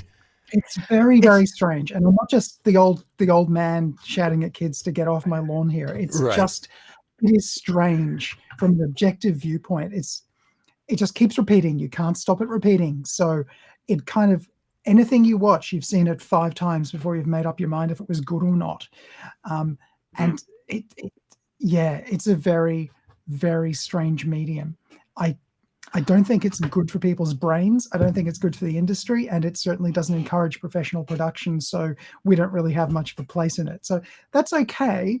It can be its own thing, but like Vines, maybe it'll just die out. Who knows? Gee, don't hold back, Ian. How do you really feel? No. Right. Although I will say something that a pleasant surprise almost has been that when lockdown and everything started, one of my biggest fears, because I was watching the news like all of us were, and when they would cross to someone, and it's always crossing to someone in their house who is chatting on their webcam and looking either up their nose or down their chin, and the lighting is awful, and there's this really bright light behind them, or the TV's running in the corner, and the audio is echoey like it's reverbing like nobody's business. Absolutely. And I got really worried when this started happening, because I was watching this going, oh boy, if people get used to this and they think that this is okay in terms of, I mean, it is okay because you do what you need to, but if they get used to it and they go, oh, we don't need lights, we don't need microphones, we don't need sound reduction, we're doing just fine without this. And pleasantly, I've actually had quite a lot of clients come to me in the last 2-3 months, and they have asked me how they can improve the quality of their Zoom calls. So they're looking for camera solutions, lighting solutions, audio solutions. I've actually had, this is so annoying, I had so much work. So we have government assistance here in Australia that if your business is down year on year by 30%, they give us a few dollars every couple of weeks. And last quarter, I actually was only down by 20. I'm actually not eligible for the government handouts this next quarter because I was only down by 27%. Now they're watching now. You better be careful, Lee. They're watching. No, right I said, now. I said to my accountant sent me the forms. I said, I'm not, I've done the figures. Okay. I'm not eligible. I can't get the payment for this quarter because I'm only down by 27%, which I mean, by 3%. Oh, but you got to draw the line somewhere. I get it. Sure. But the quarter before that, I was down by a lot more than 30%, let me tell you. And the reason why things have gotten better is because clients have come to me and either they are getting, I've hired shoots. I've managed shoots in Sydney, New York, Auckland, Jakarta, and Hong Kong in the last 3 months where I've contracted people to go out and shoot people for stuff that I'm editing. And even here in Melbourne, I've had those, studios in a box. And there's been other clients where I've said, hey, go onto Amazon and order this stuff and set up your own little studio, and I'll talk you through setting it up. Right. So thankfully, Ian, it seems like there are enough people out there who appreciate that production values are still important, even for live things like this. And thankfully are willing to pay for it as well. So fingers crossed that continues. Good. People still need to communicate. And so, I've still had the same kinds of, corporate and government jobs where, an organization needs to get the word out. They've got people who want to, present a message or present some training material. That kind of thing is still happening. It's just, I guess it's a lot easier for me than for you. And a side effect is at the start of the pandemic, I bought this little box, which I can plug my GH5 into and get a nice blurry background. And, you can repurpose the little monitor because it's HDMI. So my hack for today is I'm actually using it as a Mac monitor. So I've actually got you guys right here on a screen just below my regular screen on the smallest monitor. It's a 5-inch monitor. Right. It's 1080p. So it's quite ridiculous, really. I can almost look like I'm looking at you. And, no, you do look like you're looking at you. There. Now the question softbox up there and a ring light, which is just filling in things down here, and it's helpful. Are there going to be any surprises at the Apple event on Tuesday besides iPhones and maybe the Air tags and maybe you think there's going to be any surprises? I mean, the Silicon Mac won't make a debut there. I don't think so. So okay, prediction time. Yes. The circles on their new event, that I think they could be AirTags, and then the bigger circle is like the HomePod Mini, and the next circle is like the AirPod Studio. So they could actually all be circular Apple devices, which they're going to release. But who knows? Who knows really? They're certainly not phones, and right. We know so they're on these phones. Will they have an event when they release the first Silicon Mac, or will they just do a press release? That's the other question. If they don't do it at this event coming up, are they going to have a separate event? A separate event? Yeah, I think there has to be an event because again, it's so different. Right. They're gonna want to explain to people why they want it and why it's good and all that kind of stuff. Because keep in mind, they announced that and they talked about it at WWDC. WWDC is for developers. It's not for your mom and dads, and so they're going to definitely want to control the messaging and make sure that mum and dad aren't when they go to the computer store and go, oh, we want to buy a computer. Oh, well, this one's got this new thing. Oh, new. I'm scared of new. Right. They're definitely going to want to exactly. Yeah. I think there will definitely be an event. If they're not announced at this event, there will definitely be a separate event. And November? Again, the beauty of everything sort of going on like this is they're not necessarily constrained by the timing. Anything, right? Yeah. Right. So November, do you think, for that event, whether it's a iMac Pro event / Apple Silicon event? It'll be between now and December 31st. And if it's, they've got to have before December 31st if they want to sell them for Christmas, right? Well, no, if they want to sell it by Christmas, they'd probably do it in October because it takes time to get it into the stores that no one can go to. Sure. Let me rethink that. Well, they order online. If it's ordering online, it's, they need to ramp up production and all that kind of stuff. And I mean, if they want them in stores by Christmas, I'd imagine it's got to be sometime in November. But so right the end of November. Right around the Global Summit, right, a week or so, day or two before that. And then the Apple Final Cut Pro team has something new to show us. Yeah, I think given the summit is later in November, 16th. They could just repeat this 4-week cadence of events and have an event. Hang on, let's make this super official and finalize some dates for them. 16th to the 22nd for this Global Summit. Okay, so that puts an event on the 10th of November then. Okay. Or the morning of the 16th. I mean, remember that that day that Final Cut Summit, when they introduced 10.3, they introduced it the day before with the 2016 MacBook Pro. She just can't. I'll never forget that. I was coming from the airport. Watching the live stream, the Apple event live stream. It was the Thursday or the Wednesday, whatever day it was before the event. And she just casually mentions, oh, by the way, that's the new version of Final Cut Pro. Just casually mentions that at not WWDC, at the Apple event. And that's what I'm there for. I said, what? What are you talking about? And then, of course.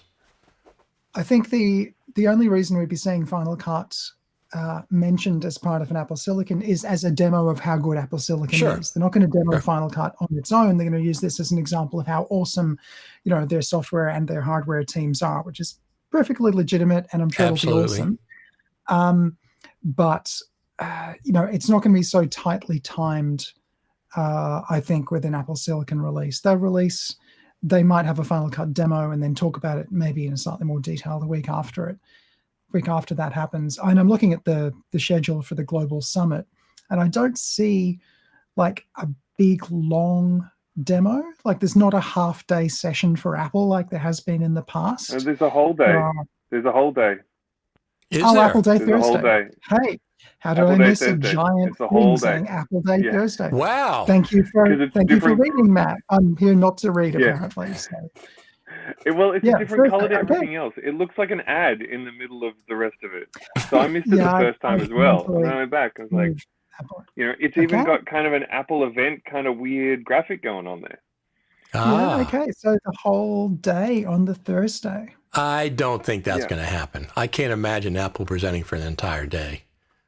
I think that's a placeholder. Well, it could simply be that's given they've spread the whole thing out. It could just be, we're just letting this whole day be for Apple. So that's true. Nobody has to be there. This is a day they don't have to, do anything else on. Maybe it gives Apple the freedom to do something, longer or shorter because they're not sure yet. I don't know. So I'm going to presume their presentation's also going to be virtual. Everybody's going to be at their own place.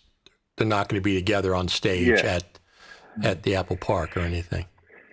Now, the question I have is, this is public. I'm not revealing anything that's not supposed to be revealed.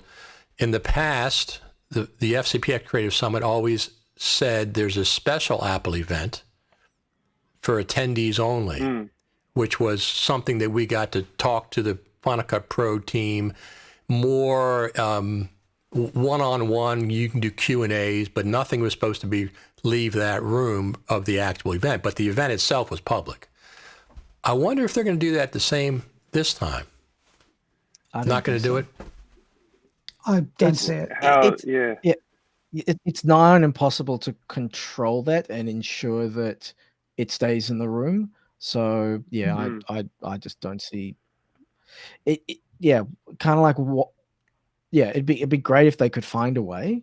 But I just think, just on a practical basis, I don't think it's possible. Well, here's how they do it. Everybody logs in one at a time. Okay. They get the birth certificate of your firstborn. They get that copy of that, and they control your screen. You give them permission to control your screen, so you cannot do screen grabs. You cannot do any recording. Would that work? You left out the cattle prod that they get to install in your body. Well, that's the other one. No, because people can point cameras at screens, Richard. So they wouldn't do anything super public. But I think maybe that's why the timing is. They've got enough time to release a public Apple Silicon Mac and still none of us will actually have one yet. Right. iJustine will and MKBHD will, but none of us regular humans will have one yet. Developers have it, of course. That was public at WWDC. That's not a secret. That was never a real Mac. Like that's no, it's not. It's an iPad Pro. With an iPad Pro chip in it. Right. So it's the new one is going to be, let's say, half as fast again. Right. It's just roughly guessing maybe that's the kind of thing we're looking for, and that's, remember, the entry level. So it's going to get faster. It's going to be really good. Well, of course, that's what we expect. And I can see a whole day of demos about how awesome this machine is and look at the graphics performance and that'd be great. Something that they haven't already shown us. That's all. Not a rehash of something they've already shown us. That's not what this should be. Something, give us something new. The last, I'm not going to say anything specific, but the last, when I had Brad Olson on, the last Creative Summit, we went to Apple Campus, and he was disappointed about one thing. I'm not going to talk about anything else. That a week after we were there, they introduced the new Mac the 16-inch MacBook Pro. 1 week after we were there. And who's the biggest user of the MacBook Pro? Us, video editors. He was disappointed about that. So that's something that I never thought about, but when I had him on last time, he mentioned that again.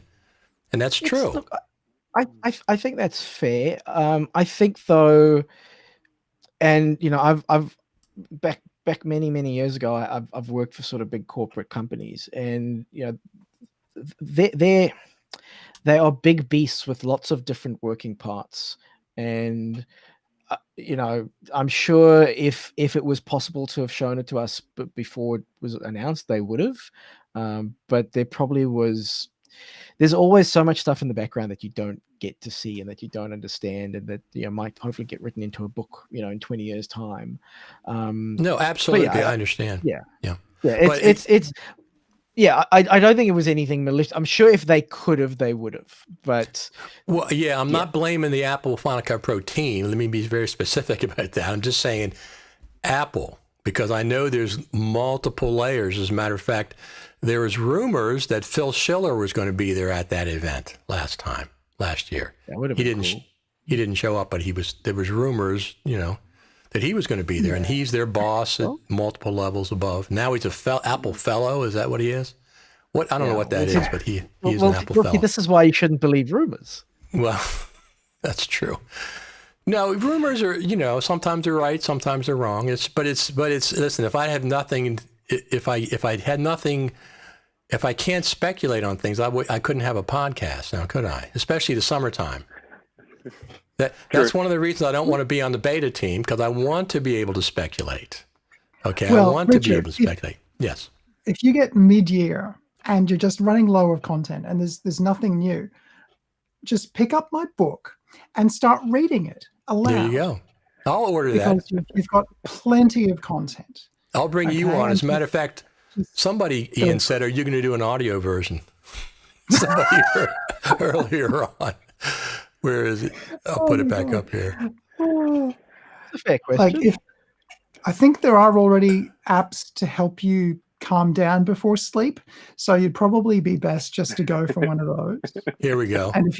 And once you've gone to sleep and you've woken up again, then I'd recommend using the book as a way to learn, because an audio version of the book. Here we go. I think will there be an audio version? There you go. No, it defeats the purpose of it being a book. The whole thing of a book is it is at your speed. Like video training's cool, and I make video training as Lee does, as others do. And I guess the problem with video training as a viewer is if the presenter isn't going at the speed you want to go at, you've only got limited speed controls, and then you're going to miss stuff or put it on slow or fast or pause it all the time. A book is just sitting there and you read it at your own pace. So that it does have its space. And sometimes people just want to read for pleasure away from the computer. They want to read about something and then go back and try it. And you can't do that when you're doing a video course or, looking at pictures or, following free stuff on YouTube. So look, I always enjoyed, I've always learned Final Cut from a book, the Apple book I used. Because, if you're a certified trainer, that's what you use. You have to read from that, because that's that's what the test is based on. So you must read that book. And look, it seems the Apple book is discontinued. It hasn't been updated since 10.4.0, and there have been plenty of feature updates since then. But Logic Pro 10.5 was, and I've been questioning. I said, wait a minute, Logic Pro 10.5 came out with an official Apple certified training book. Yeah. Okay. So that doesn't fare well that there's not going to be a 10.5 version of that as well at some point for the official training. I know the program technically is dead. I mean, we know that as trainers. However, that means that program is dead. It doesn't mean going forward there couldn't be a new program instituted. So I'm going to bring up the schedule. Let me bring that up here. The schedule, and it's going from Monday to Sunday. From Monday to Sunday. That's 7 days. What the heck are they doing? So there it is. Goodness. A whole bunch of stuff. There's a lot of placeholders yet. I mean, Jeff Greenberg's got some more work to do, obviously. But we're going to have, so there's Apple Day, Thursday. Stay tuned for more details. Soon. Okay, well, we got a month and a week, 5 weeks. And there's Friday, there's whatever. So you still get that at the FCPX Creative Summit.com. They didn't update it to the Global Summit, even though it's global this year. So hopefully next year, I get to meet you guys again in person, because lovely. One of the things that's a year from now. Hopefully I've met Matt at NAB. I've met Ian and Lee multiple times at the Creative Summit, and I absolutely love meeting people in person. Even if I don't like you, I still like meeting you in person. I'm not talking about anybody here, of course. But it's just so nice to get up in the morning before the session starts, go have bagels and coffee across the walkway, the courtyard at Le Boulanger. And it's just, you just talk shop, talk about what you want to do, but actually meeting people in person. And then that big event they have with all the plug-in manufacturers and everything, everybody gets together and... Well, I hope, so I was involved, I don't know if anyone was watching, well, no, I know lots of people were watching. Post-Production World this year for NAB was a virtual event that FMC ran. Right. So I'm assuming that, the Final Cut Pro Summit will be very similar. And they ran some social mixes through Zoom. And whilst obviously it wasn't the same as actually being in the room and chatting to people, it was actually really cool. And that was something that I want to say. If for the people who are going to be attending the virtual Final Cut Pro Summit, hopefully, Liat and the team at FMC are listening, and they're going to put on the social events as well, because the social events were fantastic. Because, Richard, as you say, it's figuratively rubbing elbows with people is really... For me, it's the bit you learn stuff, which is great, but it's those wonderful serendipitous little moments of conversations, in the corners that really make these sorts of events worthwhile. So, because when we have these Aussie meetups, I've met every one of you. I've met every one of you. I know what you look like in person, how you actually sound in person. I've met all of you, and that. It's different than somebody I've never met. It's a little different. So for sure. I think they'll have those Zoom meetups. I think they'll have those for sure. I hope so, but I think we're missing something with them, though. Like all those Zoom meetups, because you don't have all the same physical, things of just, meeting somebody at the pasta bar, helping yourself to the sauce, or, sure. Getting your friend a drink, or just saying, oh, where are we going to go out for dinner? You don't have those, the best thing was at a conference I went to in Yosemite National Park called Yosemite a few years ago. So just before NAB in 2015, where, I just went up to one of the restaurants and I just asked Jason Snell and Andy Inacto if I could join them for dinner. And I could. And it was great. Right. And it's like that kind of stuff doesn't happen in the virtual world. How can you politely mingle yourself in and out of conversations? No, I I'd agree. love to see a virtual replacement for that, wandering around a room virtually. And, if we may end up getting some new app. I mean, I hadn't used Zoom until this year. Maybe there's going to be some new app where we actually virtually wander around. I mean, there's old apps. There's Second Life. I mean, I built bloody islands in Second Life 10 years ago. Can we please have that back with our own virtual video conferencing faces on avatars? That would Ian, be awesome. Ian, I'll meet you at the Minecraft pub. There you go. Minecraft. Too low I can tell you one story about something that probably can't happen virtually. that happened in 2018 at NAB after the Guru Gathering.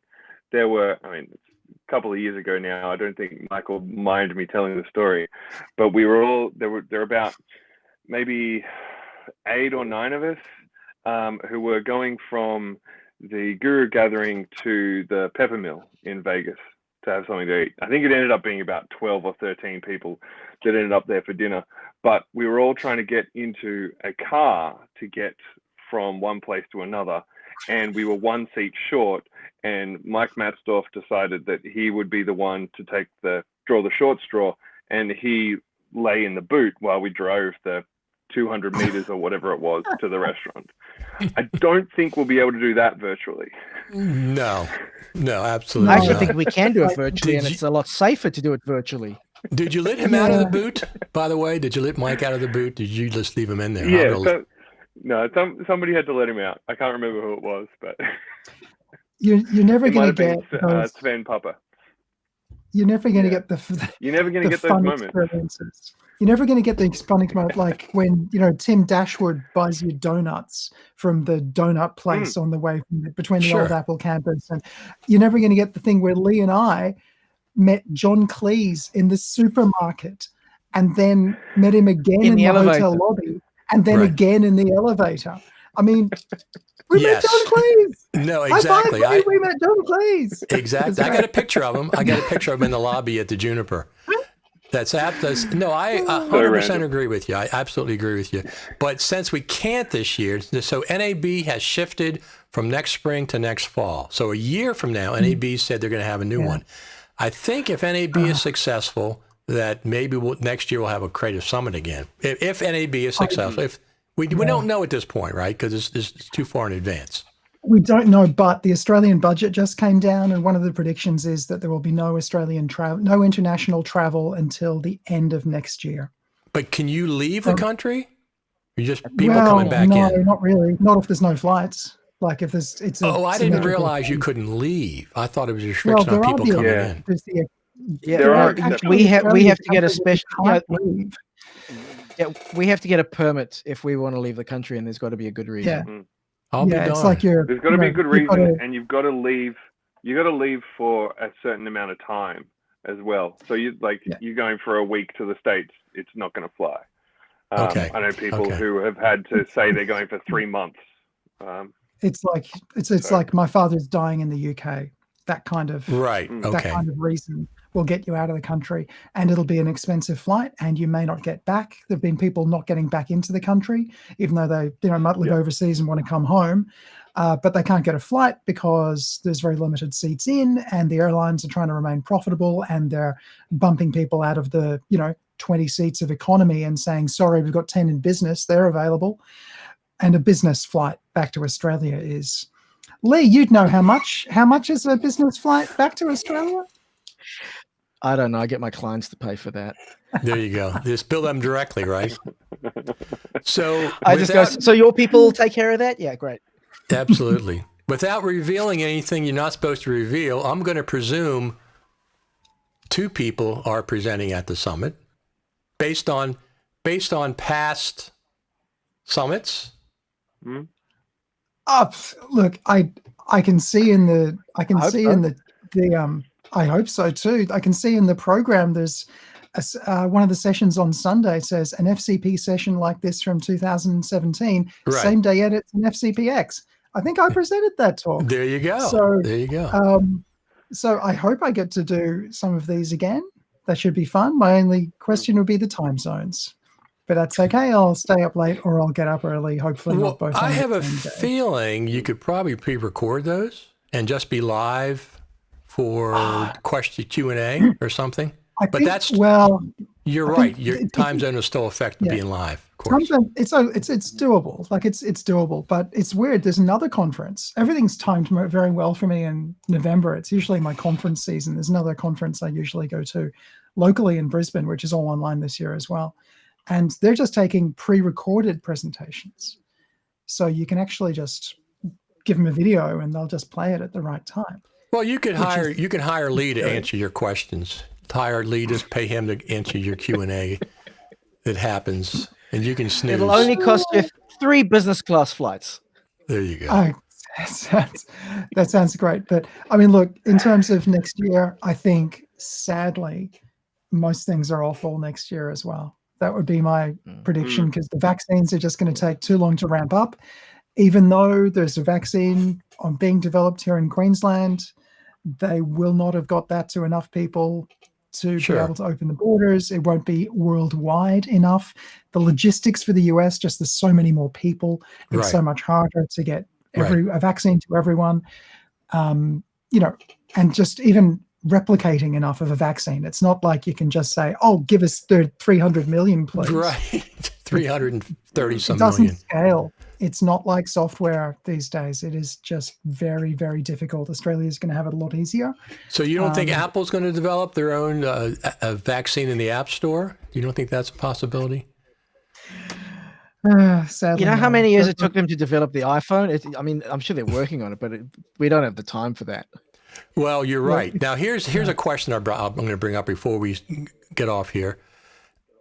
I think Apple's working on a Zoom solution, a video conferencing multiple people, and I'll tell you why. Number one, they're of course they're capable. They could do it with the change in Tim. Well, I'm saying, but multiple. Yeah, but I'm talking about more. It can be used on the different devices. Yes, FaceTime, but it's not as adopted as much as Zoom is with whatever. I don't think Apple care, to be honest. You don't think they care? No. It's not that they don't care. It's that Apple focus on making best of breed solutions. And look, FaceTime is really good if you're on Apple devices. Yes. And they only occasionally do stuff off Apple devices, like Apple Music on Android, and iTunes on Windows. And they're never really taken that much further. So Apple will, I think, be happy to say, well, look, if you're on a Mac, then we've got FaceTime and screen sharing built in, and it works really well. Go for it. And if you want a full cross-platform solution, there's not, you have to go to somewhere else for that. And that's why Zoom won, because they combined cross-platform with, you don't need to have a login, and you can just send somebody a link, and then you're in. That's it. Because, this market was Microsoft's to lose with Skype, and they did by requiring everyone had a Microsoft login. And that makes complete sense. That makes complete sense. Every time something was wrong with Zoom on a Zoom call, I always said, and I remember who owns Zoom now. There's your answer why things are going who does sideways. own Zoom? Microsoft. I'm sorry, Zoom. Skype, not Zoom. Skype I'm talking about. Every time something would go wrong on a Skype call, I said, "No, remember who owns Skype now?" Well, in fairness, I mean, like it's a great feature that with Zoom you can just send a link and it just sort of works. But there's some serious security challenges with that as well. Right. And they've gotten a lot better, but there were people crashing Zoom calls. There was people accessing calls that they shouldn't have, and all that kind of stuff. So there's always, with technology, there's always that fine line that you have to step between convenience and security. And they've gotten a lot better. Like they hired, I can't remember the name of the guy, but they hired this one guy to look after the security, to sort of give Zoom an idea of how to better do security. And he's really good, because he's one of those guys where he was at other companies where he left going, yeah, they hired me to fix security, but they're not listening to me, so their security is not good. Don't use them. So he really knows his stuff, but he's also very, on the ball in terms of, if they've just hired him to make it a publicity stunt, that's not going to work. So I've got, full confidence that the security is a lot better. But that's another reason why I don't see Apple doing something like that, because Apple is always very concerned about protecting people's privacy and security, and making sure that it's good enough isn't good enough with them. So yeah. Well, that makes sense from that aspect, from the security aspect of things. I know I wasn't on Zoom. I just, for 6 months, because of all the security issues people were reporting and stuff. But I think this version of Ecamm Live, I'll plug it again. I'm part of their beta group. It's public beta.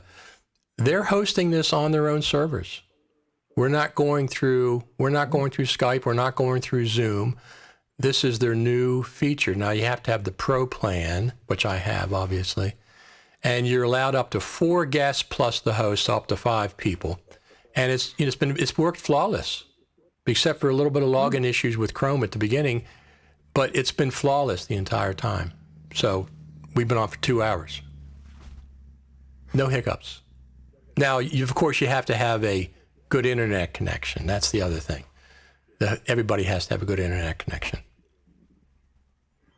Anything else in closing? Final Cut Pro related? No, I don't have anything to add. It's been a good chat. Been a Absolutely. very good chat. I'm really looking forward to that global summit as well. I think it'll be, if they can pull off the social mixes as well, like Lee said, it'll be a really interesting few days. And we'll, if we get an event a couple of days before that for Final Cut, and the Silicon Max, even better. Yes. No, absolutely. It should be fun. I look at lots of interesting topics there, and it looks like there's going to be plenty of good learning. I've always liked the summit. I've been there, a few years in a row now. It's the big session each year where everyone gets to, it's where you get to meet everyone and talk and learn lots of new stuff. So I'm looking forward to it. I am too. Yeah, the time zone's going to be a killer. Yes. Yes, absolutely. Yeah.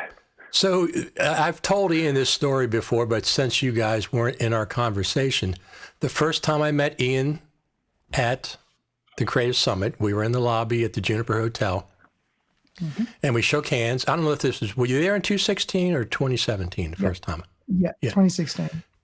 Maybe you don't remember this, but I remember it very specifically. We shook hands, and he looked at me and says, you don't look that tall on Google Hangouts.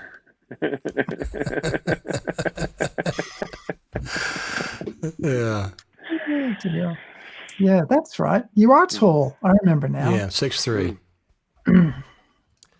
Yep, it's been plenty of advantage over the years. Yeah, most of the time. In older houses, it's a pain because you bump your head all the time on door frames and stuff. Gentlemen, I certainly appreciate it. And we were going to, this is my 4th or 5th one specifically with people, you guys from Australia. So I will continue to do these, even though it's at 7:30 in the morning here. But no, absolutely, we'll love it. Love it. People get to see you guys and have you all interact. Yeah, it's great fun. Thank you for having me on again. And if you want to do it later in the day, sort of like maybe around 5 or 7 p.m. your time, that would probably be around 7 or 8 a.m. our time, which I don't know about. My son wakes us up at 5:30 most mornings anyway, so I'm okay. I'm up for the problem is when we have the live streams in the U.S. that late, people don't watch them too much. That time of the day, that's why I'd rather go early in the morning and then we can catch. I mean, we started this at 7:30, a little bit later. The West Coast, it's 4:30 in the morning. Now, nobody's watching from the West Coast, which is part of our audience as well. But anyway, gentlemen, thank you very much, and we will talk to you online in all the usual places. Thanks for stopping by. Yep.